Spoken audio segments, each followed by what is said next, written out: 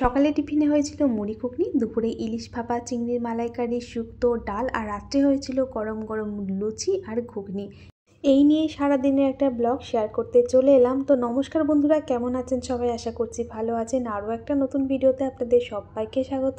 আর একজন দিদিভাই বলেছিলেন যে দুধযুক্ত রেসিপিটা শেয়ার করো, তো দুধযুক্ত রেসিপি আমি আগেও শেয়ার করেছি, তো দিদিভাইয়ের কথা রাখতে আবারও একবার এই ভিডিওতে দুধযুক্ত রেসিপিটা শেয়ার করব। তো এই যে সকালবেলায় ঘুম থেকে উঠে উপরের কিছু কাজ ছিল, সেই কাজগুলো সেরে নিয়ে এখন চলে এসেছি রান্নাঘরে সবার প্রথমে এসে প্রতিদিনের যেটা কাজ, রান্নাঘর ভালো করে মুছে নেওয়া। তারপর এই যে আজকে টিফিনে ঘুগনি হবে, আপনারা তো জানেন ছুটির দিন মানে আমাদের বাড়িতে টিফিনে ঘুগনি হয়। তো ঘুগনির মটর আলু সেদ্ধ করতে বসিয়ে দিয়েছি, আর ওদিকে আপনাদের দাদাভাই আমাকে বাদামটা ছাড়িয়ে দিল। তো বাদামটা খেয়ে নিলাম। আর এখানে এই যে শুক্তোর জন্য মশলা আর সবজিগুলো রেডি করতে বসে গেছি। আর ওদিকে মিঠি বললো চা খাবে, তো নিজেই চা বানিয়ে নিয়েছে। ও কিন্তু চাটা বেশ ভালো বানায়, আর চাটাও নিজেই করে। যখন চা খায়, ও নিজের চা খাওয়ার ইচ্ছে হয়, তো আমি বললাম যে আমার জন্য একটু জল দিস, আমিও চা খাবো। তো শুক্তোর জন্য মশলাটা করে রেখেছি, সবজিগুলো এখনও কাটা হয়নি। আর ওদিকে আপনাদের দাদাভাই বিছানার চাদর আর বালিশের কভারগুলো কাটছিল, তো সেই ভিডিওটা একটুখানি তুলে নিলাম। আর মা একটু হাঁটতে গেছে সকালবেলায়।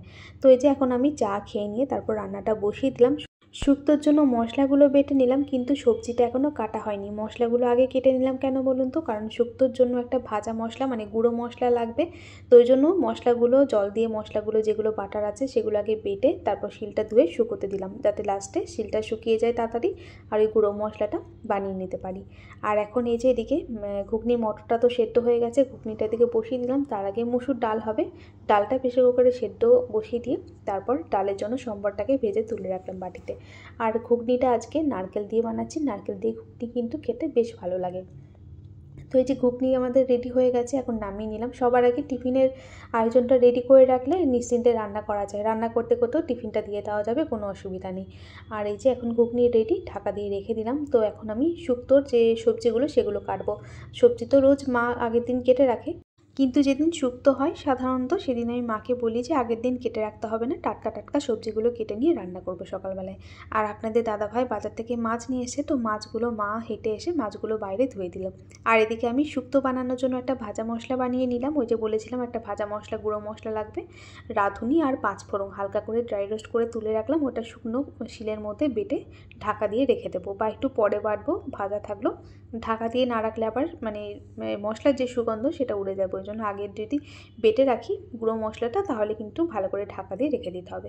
আর এই যে এখন শুক্তো বানানোর জন্য প্রথমে সর্ষের তেলের মধ্যে বড়ি ভেজে তুলে নিলাম, তারপর অল্প একটু তেল দিয়ে বেগুনগুলোকে ভেজে নিলাম। অনেক বেশি তেল দিয়ে বেগুন ভাজলে তো বেগুন সব তেল টেনে নেবে, তাই অল্প অল্প করে তেল দিয়ে কম আঁচে বেগুনটাকে ভেজে তুলে নিলাম। আর ওদিকে মুসুর ডালটাকেও বসিয়ে দিলাম। আর ডালের মধ্যে হলুদ দেওয়ার সময় আমি নর্মাল জলের মধ্যে হলুদটাকে গুলে নিয়ে দিই, তাহলে হলুদটা ডালের মধ্যে খুব সুন্দরভাবে মিশে যায়। আর না হলে ডালের মধ্যে যদি সরাসরি হলুদটা দিয়ে দিই গরম ডালের মধ্যে, তাহলে আবার হলুদটা দেলা বেঁধে থাকে।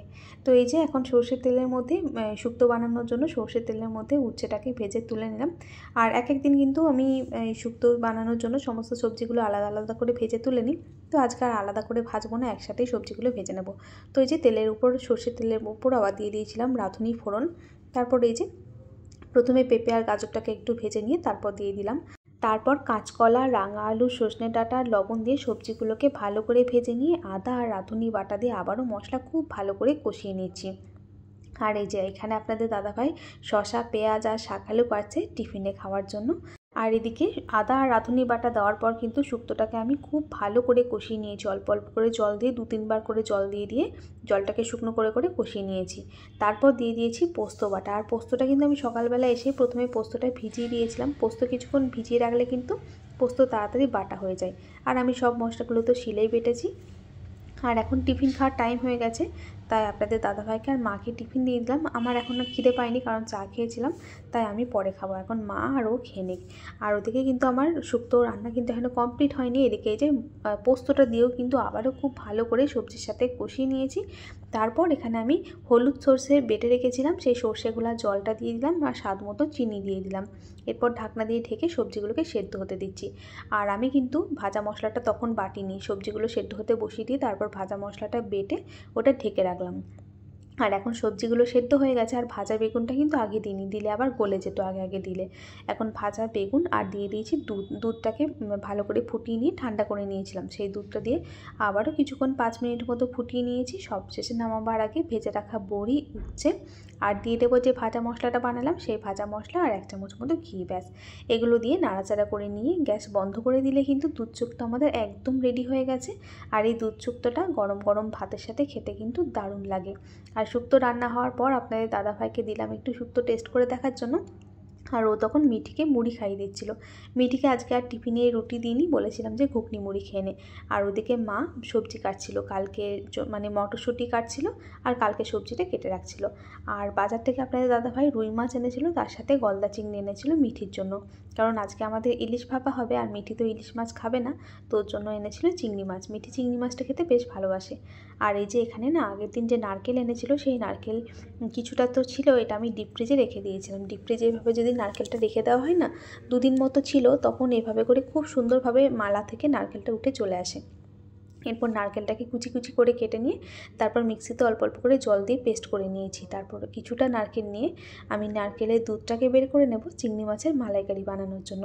নারকেলটা ফ্রিজে ছিল তো কদিন, ওই জন্য একটু শুকিয়ে শুকিয়ে গিয়েছিলো, ওই জন্য একটু একটু করে জল দিয়ে পেস্ট করে নিলাম। এমনি ফ্রেশ নারকেল হলে কিন্তু মানে অনেক সময় জল দিতে হয় না, এমনি কুচি কুচি করে কেটে নিলে পেস্ট করে নিলে কিন্তু সুন্দরভাবে নারকেলের দুধটা ছেঁকে নেওয়া যায়।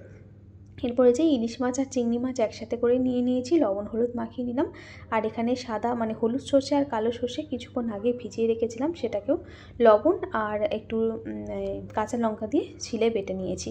আর এদিকে কিছুটা নারকেলের থেকে তো নারকেলের দুধটা বের করে নিয়েছি, আর বাকি নারকেল কোড়াটা সর্ষে বাটার মধ্যে দিয়ে দিয়েছি।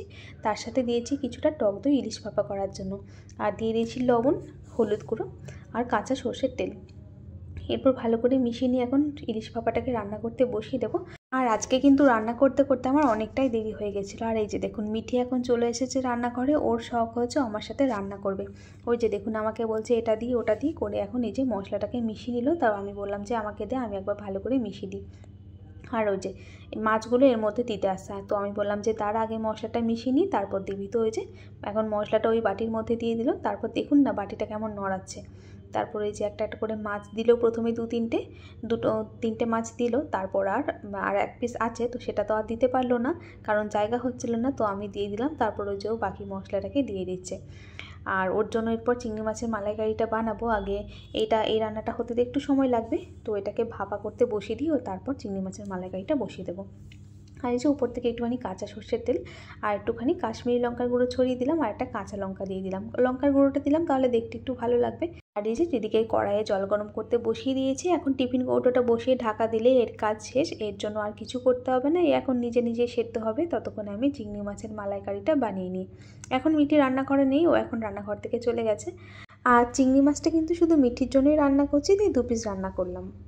আর আজকে রান্না করতে করতে কিন্তু অনেকটাই দেরি হয়ে গেছিলো। আর পেঁয়াজটা একটুখানি বেটে দিলে ভালো হতো, কিন্তু আমার হাতে আর সময় ছিল না, ওই তাড়াতাড়ি করে আমি পেঁয়াজটা কুচি করেই দিয়ে দিলাম। আর এখন আদা রসুন কাঁচা লঙ্কা বাটা দিয়ে পেঁয়াজের সাথে একটুখানি কষিয়ে নিয়ে তারপর দিয়ে দিলাম টমেটো, আর টমেটোটা আমি গ্রেটারের সাহায্যে গ্রেট করে নিয়েছি। তো এখন এটাকে বসিয়ে দিয়ে ওদিকে ওটা তো হয়ে যাচ্ছে প্রায়, চিংড়ি মাছটা রান্না হতে বেশি সময় লাগবে না, তবে হ্যাঁ ইলিশ মাছটা আধ ঘন্টা মতো সময় লাগবে। জলটা ফুটে যাওয়ার পর গ্যাসটা মিডিয়ামে করে দিয়ে আধ ঘন্টার জন্য ইলিশ মাছটাকে ভাপিয়ে নিয়েছিলাম।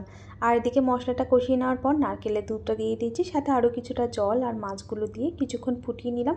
এরপর নামানোর আগে একটুখানি বাটার দিয়ে নাড়াচাড়া করে নামিয়ে নিলাম। এর মধ্যে একটু গরম মশলা গুঁড়ো দিলেও ভালো হতো, তো আমি আর দিলাম না। তো এই যে রান্নাবান্না তো আমার এখন কমপ্লিট হয়ে গেছে। তারপর এখন রান্নাঘরটা একটু পরিষ্কার করে ভাতটা রেডি করে রেখে আমি চলে গেছিলাম স্নান করতে। আর মাকে বলেছিলাম যে তুমি ভাতটাকে ফুটিয়ে গ্যাসটা বন্ধ করে দিও।